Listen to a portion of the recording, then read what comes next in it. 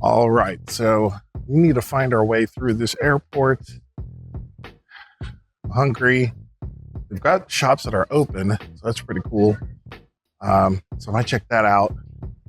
And then figure out if I'm going to spend 10 hours here or if I'm going to get out and try to see something.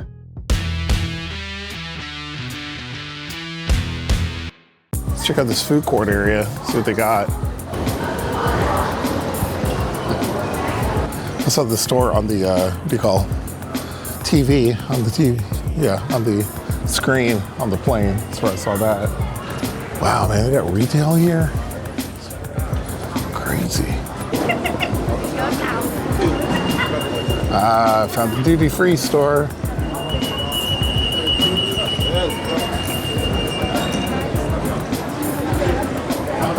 Love it, Iceland. Yeah. That's brilliant.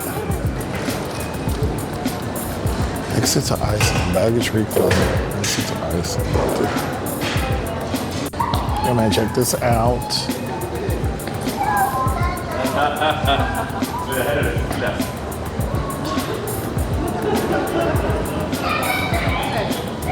Kind of dope.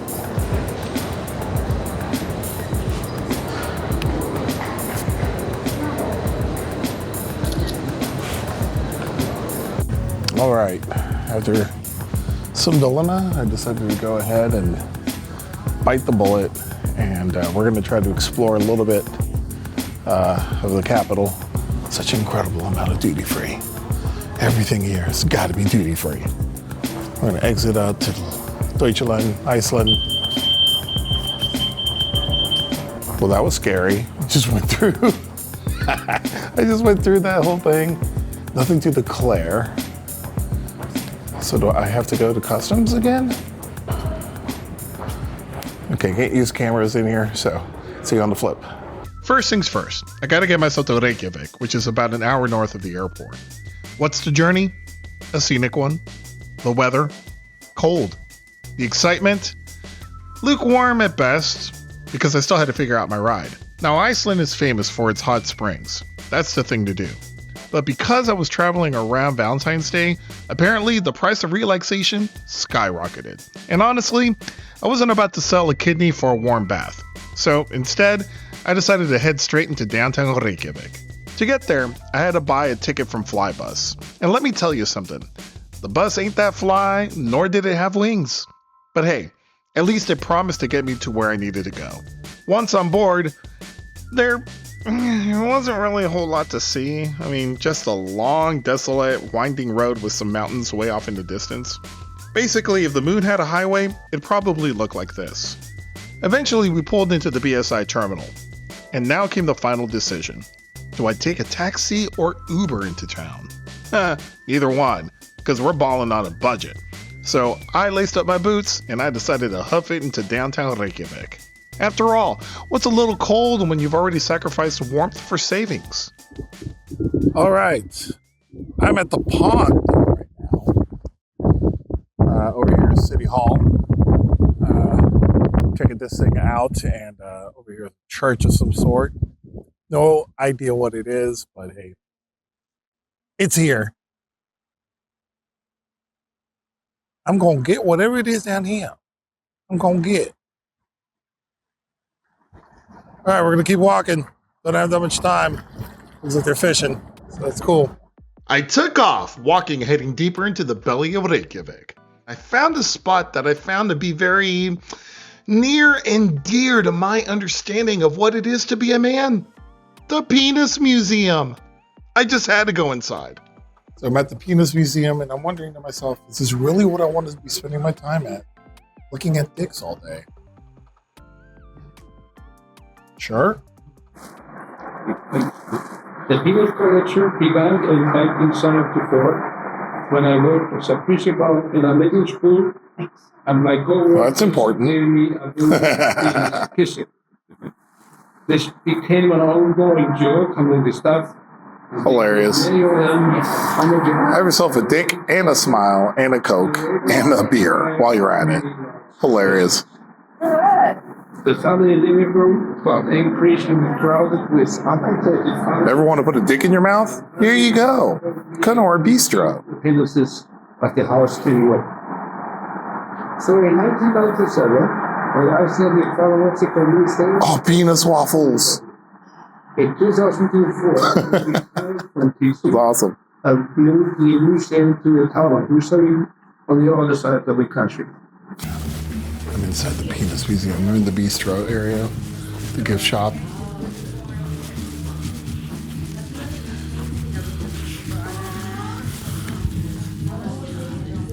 Awesome.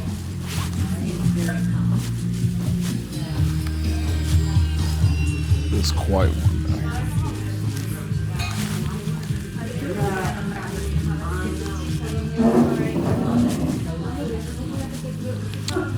Well, you know, I asked myself if I wanted to see some dicks. I'm seeing a lot of them. But I think I'm gonna keep checking out what else is here. At least I'm not a dickhead. Okay, figuratively, yes, I am. Otherwise, I am not.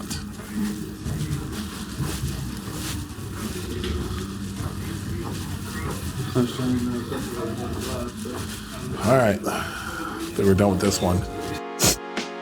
All right, so I got myself a hot dog from a stand that is on the map, and I'm going to eat it. This is my first Icelandic hot dog. Got ketchup on it. That's what I do. Didn't do the whole Chicago thing. Here we go.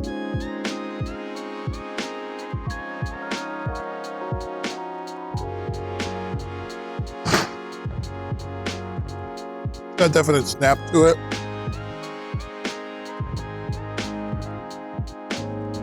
Tastes like a hot dog. No, it's a skinny ass hot dog though. Yeah, look at this. It's just like, you know, after going to the penis museum, I'm being reminded of things. Yeah, I'm not going to go any deeper. Just being reminded of things right now.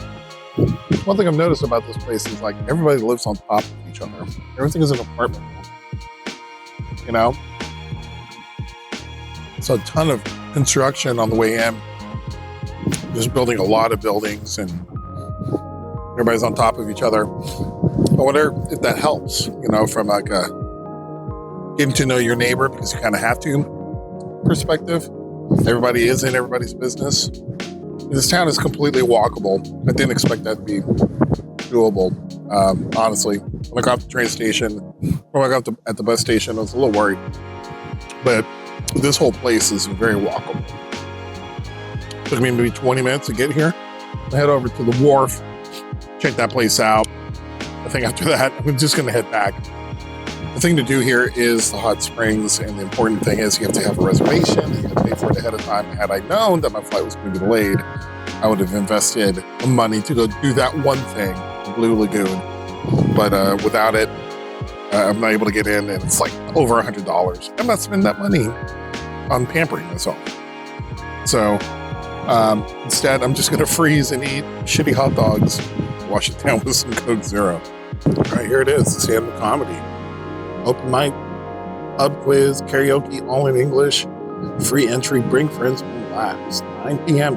Dubliner, I guess the home of comedy in Iceland. So it's at a pub, and they're willing to do open mic, pub quiz, karaoke, bingo, scratch off tickets,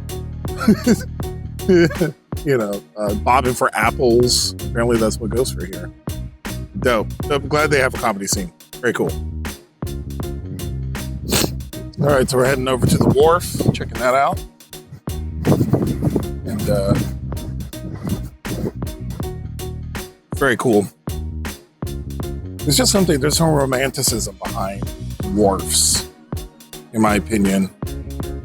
I really enjoy like the whole idea that one day I can be a fisherman. My father was a fisherman. All that great stuff. I'm too much of a pussy to go do fisherman stuff. Those are tough motherfuckers, man. Beautiful, beautiful, beautiful. So here's the harbor. We're heading off that way. Go check that out. Pretty cool. Got the harbor.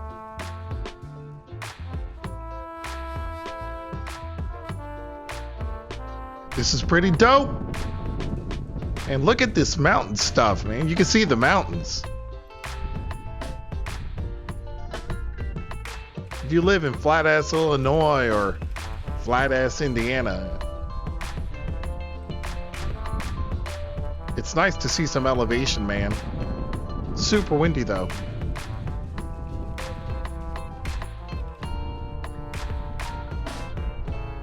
And here's the Harpa concert building. It's a reject from the Jawa Transport Company.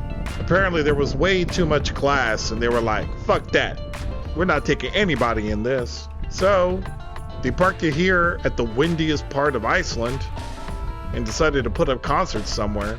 And I think that the only thing that they play is dun dun dun dun dun dun dun dun dun dun dun dun dun.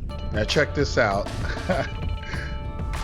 Oh, okay. This is a statue of fishermen.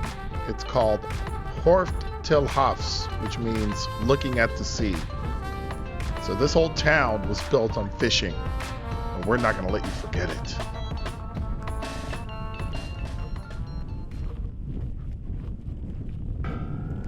Got to keep the important things here. That's a great question. Was James Bond Icelandic? TrueSpy.is. Nothing more eventful was happening while I was walking around. I saw a lot more buildings and saw a supermarket and a few other things. So I decided to hop back on the bus back to the airport. All right, so nothing super eventful has happened since I got back to the airport. I'm just waiting on my flight. Get to Amsterdam. And I'm going to catch some Z's because that jet jag.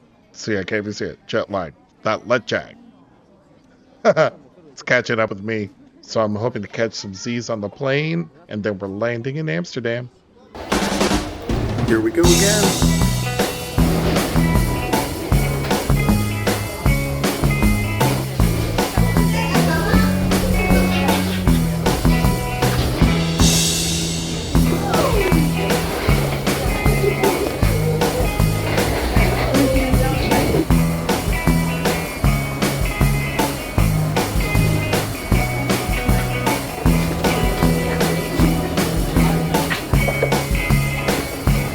Hello.